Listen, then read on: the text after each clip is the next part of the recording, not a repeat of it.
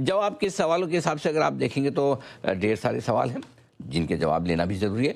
Gift Nifty यहाँ पर तेज़ गिरावट किस वजह से होती हुई दिख रही है, सबसे पहले तो ये समझना ज़रूरी है। और दूसरा समझना जरूरी है कि क्या युद्ध भड़कने का खतरा फिर से बढ़ रहा है, ये बड़ी चीज़ है। क्या कच्चा तेल $120 के पार फिर से जाने की तैयारी तो नहीं कर रहा? और एफआईएस की बिकवाली रुकी ज़रूर है कल, क्या इससे सपोर्ट मिलेगा या नहीं मिलेगा? ठीक है। 10 अप्रैल के बाद बाजार में ऐसा क्या कुछ खास हुआ है? इंटरेस्टिंग। हाँ, इंटरेस्टिंग, जिसकी वजह से बड़ी इंटरेस्टिंग चीज़ें हो सकती है। इस बीच 23,800 अब तक बार बार लगातार सपोर्ट लेता दिख रहा है निफ्टी। क्या आज होल्ड करेगा? गैप डाउन ओपनिंग होती दिखे तो फिर खरीदना है या रुकना है, बेचना है या रिकवरी का इंतज़ार करना है? और विधानसभा चुनाव के जो नतीजा हैं, जहाँ एक बहुत ही तगड़ी जीत हासिल की है बीजेपी ने पश्चिम बंगाल में, एक तरफा जीत, क्या ये डिस्काउंट हो चुके हैं बाजार में? सर, आज आपकी सवालों की लिस्ट जो है वो बहुत इंटरेस्टिंग है, लेकिन सबसे पहले तो हम ट्रम्प साहब और मिडिल ईस्ट, ये वाला सवाल आप जरूर पूछिएगा विधानसभा चुनाव वाला। वो तो मैं पूछूंगी लेकिन सर, ये ट्रम्प साहब और ईरान को तो हम बिल्कुल मिस नहीं कर सकते। ट्रम्प साहब ने चेतावनी दी, ईरान ने हमला किया, फिर कुछ हुआ है, क्या हुआ है? नंबर 1, पहले समझ लें कि कल 3:30 बजे जैसे हमारे बाजार बंद हुए तो तुरंत ही उस वक्त खबर आई थी, और उसके बाद 10-15 मिनट में ही गिफ्ट निफ्टी काफ़ी कमज़ोर हुआ भी था। उसके तुरंत बाद एक्शन आया भी, हालांकि अब तो काफ़ी ठीक दिख रहा है, नॉट दैट बैड। 125 पॉइंट ही नीचे है, थोड़ा रिकवर कर हाँ, लिया था। एक बार तो 200 पॉइंट तक भी नीचे हो गया था, तो अभी तो काफ़ी रिकवरी हुई है। और अच्छी बात ये है नेहा कि सही समय पे सही लोगों ने छुट्टी ली है।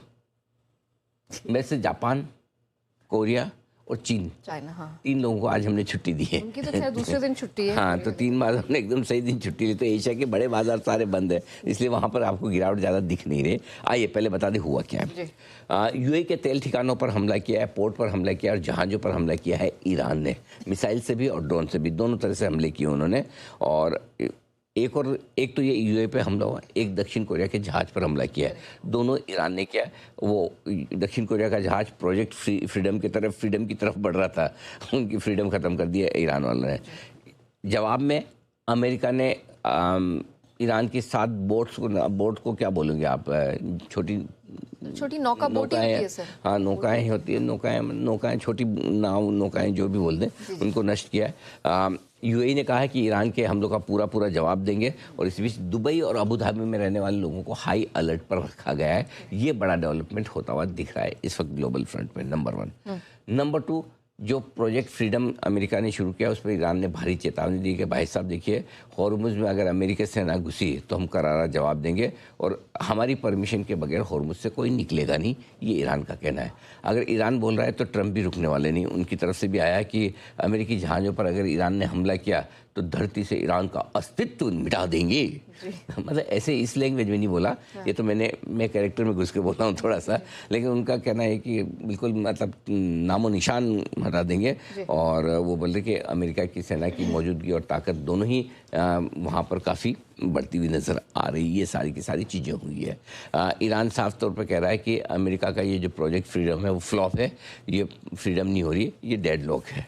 हाँ, अब हो क्या रहा है देखिए, पहले एक वक्त था जब ईरान ने हॉर्मुज़ ब्लॉक कर रखा था, अमेरिका को खुलवाना था।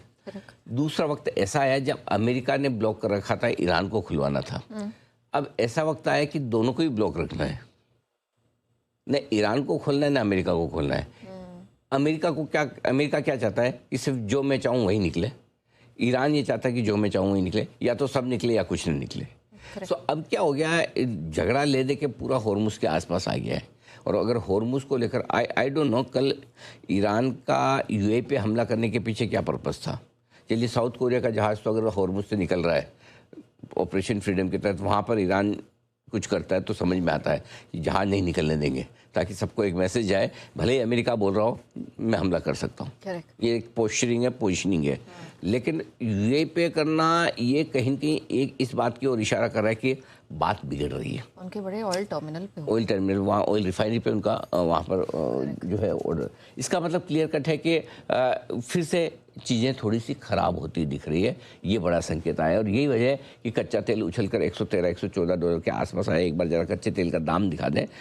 अभी थोड़ी देर पहले मैंने $113 के आसपास 13 के पास है बिल्कुल। तो हाँ, तो कच्चे तेल में ये सबसे बड़ी समस्या होती दिखी है। अब प्रॉब्लम ये है नया कि 2 बार हम कच्चे तेल पे $119-120 $150 पे टॉप बना के आए। इस बार जून सीरीज का जो वायदा का कच्चे तेल का वायदा था उस आखिरी दिन $126 तक पहुंचे थे, कुछ मिनटों के लिए, ज़्यादा टिके नहीं। तो मान लो $120-125 की टॉप रेंज है, क्या फिर से वापस उस तरफ बढ़ सकते हैं? ये सबसे बड़ी रिस्क हो रही है कि धीमे धीमे अगर हॉर्मूज को लंबे समय तक बंद रहना है, या फिर ये कि कई बार होता है कि दिया वो बुझने के पहले भभकता है, तो शांति होने के पहले एक बार फिर से ना अपने जो भी खुन्नस है एक दूसरे के जो भी है वो निकाल लें। क्या ये उस राउंड की लड़ाई है? इसका जवाब आज किसी के पास नहीं है, ना मेरे पास है ना आपके पास है। लेकिन एक चीज़ क्लियर कट है कि पूरी दुनिया अब धीमे धीमे रेस्टलेस हो रही है। सबको ये लग रहा है कि यार ये मामला बिना मतलब का, अब क्या है, अब जैसे या तो क्या है कि आप लड़ ही लो और एक दूसरे से कोई जीत जाए, या सारे बैक फुट पे आके शांति होकर ख़त्म करो चीज़ों को, लाइफ नॉर्मल करो। न तो आप लड़ रहे हो न लाइफ नॉर्मल कर रहे हो, तो दुनिया क्या खाली बैठ के तमाशा देख रही है कि जब खुलेगी तब खुल जाएगी हॉर्मूज? जब पूरी दुनिया में इन्फ्लेशन हो रहा है ना, सब जगह सप्लाई चेन लॉजिस्टिक्स बिगड़े हुए हैं। सो आई थिंक अब ये जो ग्लोबल प्रेशर कहीं कहीं बनेगा, इसका सॉल्यूशन निकलेगा, लेकिन सॉल्यूशन निकलने के पहले चीज़ें कितनी बिगड़ सकती है वो एक रिस्क हमेशा आपकी लेकर चलते हैं। आप देखिए ना, एक टाइम हम वही वाली बात है, $80-85 के आसपास क्रूड रहता था कंफर्टेबल, फिर 100 के आसपास है, चलो ठीक है 100, अब 110-115 नॉर्मल होने लगा है। कहने के लिए 110-115 नॉर्मल हो गया भाव के हिसाब से, लेकिन हमारी और दुनिया भर की इकोनॉमी पे जो इम्पैक्ट आता है इसका, वो तो आता ही है, तो वो थोड़ी खत्म होता है, वो तो आपको झेलना ही पड़ेगा। तो आई थिंक ये सारी समस्या है जो कल फिर से शुरू होती हुई दिखी है।